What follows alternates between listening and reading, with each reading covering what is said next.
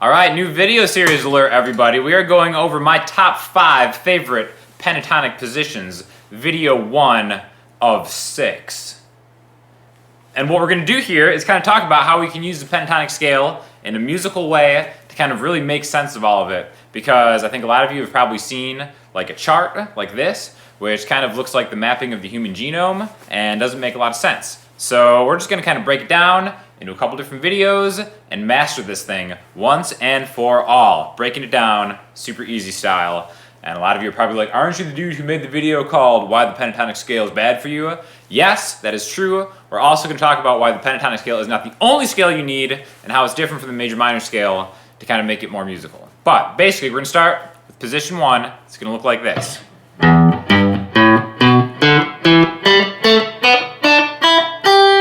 Okay?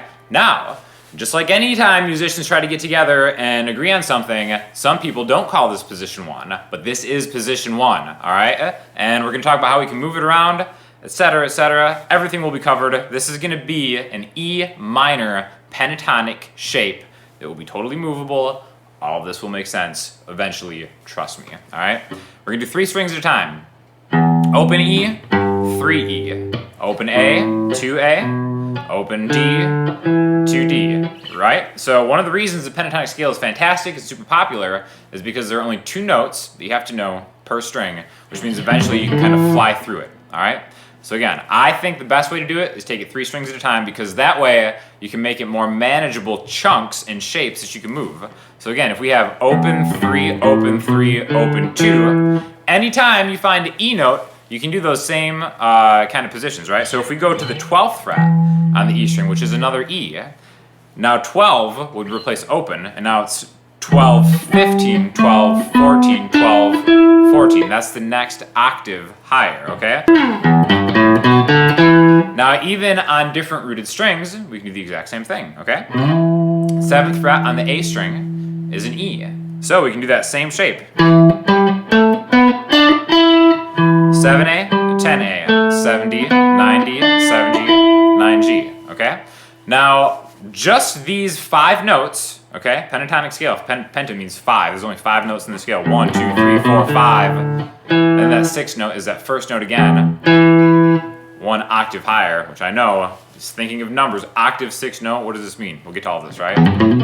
We can actually be super musical with just these 5 notes, all right? A lot of great songs, a lot of great rock songs only use these 5 notes. In fact, one that we're going to use as an example sounds like this.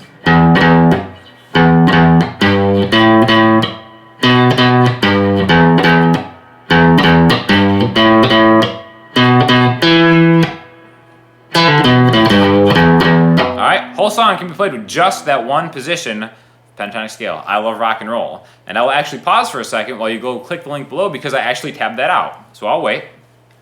Now that you're back, because there's no link, I tricked you. I absolutely did not tab this out, because it's stupid, because you're depending on tabs way too much. Use your ear to figure this out. There's only 5 notes. The more you kind of get off a tab and use your ear to try to figure things out, the better your playing will be, because you're training by your ear. That is super important. It's kind of like if you're like reliant on Google Maps. Everywhere you go, you'll never know where to be. Like if I just keep typing in Claire's on my Google Maps thing and have it bring me to the mall, I still have to figure out where in the mall Claire's is. Whereas if I just really kind of like buckle down and learn the roads, I would actually learn something in my brain. I'm not reliant on the technology or the tab to take me there. So a good musician can play by ear, regardless of what kind of style or genre they're playing, all right? So you know, most people know what the sound of I Love Rock and Roll sounds like by Joan Jett, right?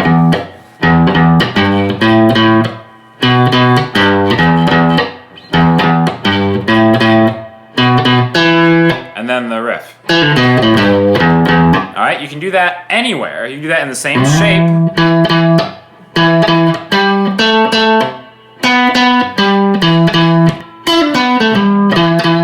So that's the value of this, is that these are just movable shapes that we can do anywhere. And you learn one position and you can apply it to any single root note, okay? All it is just a root note. Let's do it in G, okay? So the 3rd fret on the E string is G. A root note, 3 frets higher, down a string, a whole step, which is 2 frets. All right? Master those first 3 strings first, and then we're going to take it through the entire position, which will be more of that kind of chart, right? So if we go through all 6 strings, it would look like this.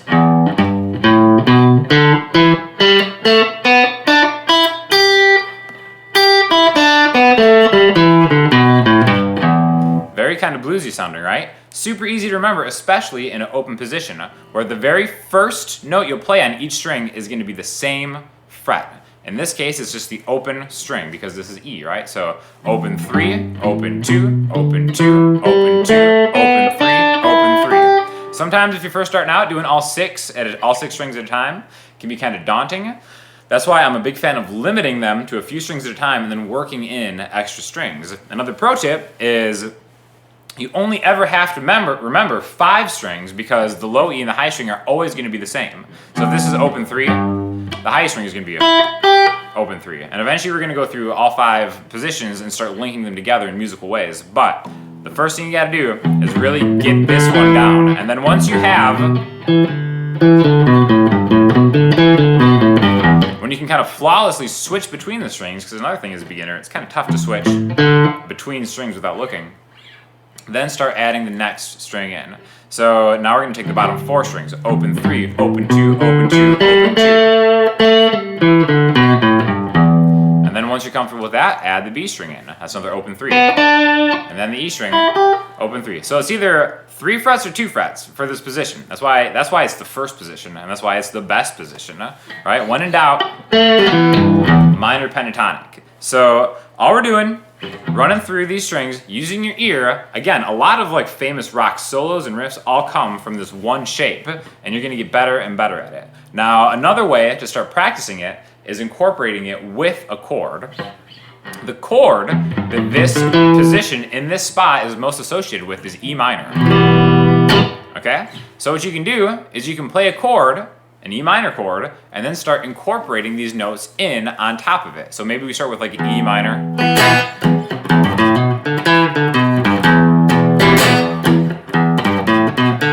All right, go back and forth. That's really great practice to like a drum track or a metronome or something like that. Establish the chord first. I'm just hitting the open E string and then the chord. And again, E minor is just 2A and 2D, which, if you notice, that minor chord is built from these notes because we have open E, 3E, open A, 2A, open D, 2D. An E minor chord is open E, 2A, and 2D, which would be the first, 4th, and 6th notes of the pentatonic. But I don't want you to number these notes because that's where it gets really confusing once you actually graduate into full scales like the major or minor scale. The difference between those scales is a major minor scale is 7 notes, pentatonic is just 5 notes. So really the pentatonic is taking what people think to be like the best 5 notes, the most important 5 notes, kind of like the highlight of the major minor scale, and then just using that in a way that's easier to play on a guitar, right? Just the way the guitar is set up. It's almost kind of like taking the series Vampire Diaries and just eliminating the 3rd and 6th seasons, which everybody agrees are like the dumbest seasons anyways, and then just being left with like the good stuff, right? Even though I kind of disagree. But anyways, it's a different point, right? So we're just learning these notes, adding them to a chord, and you can do them in different spots. Sometimes even playing the same notes can sound better in different positions on the neck, which is why this is a positional thing. Start with the E minor chord down here, and then maybe let's go to this one right here. Now remember, that's the 7th fret on the A string, 7, 10, 7, 9, 7, 9. There's that first position, but rooted on a different string, which we'll get more to anyways. But it can sound kind of cool going from a lower chord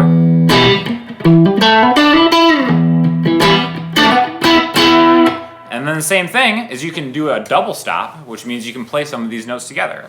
So for example, right there, I was taking the last 4 notes of this shape, 1, 2, 3, 4, 5, 6, those notes, and playing them together. Alright, so you can kind of make a connection between these notes in that position to this chord.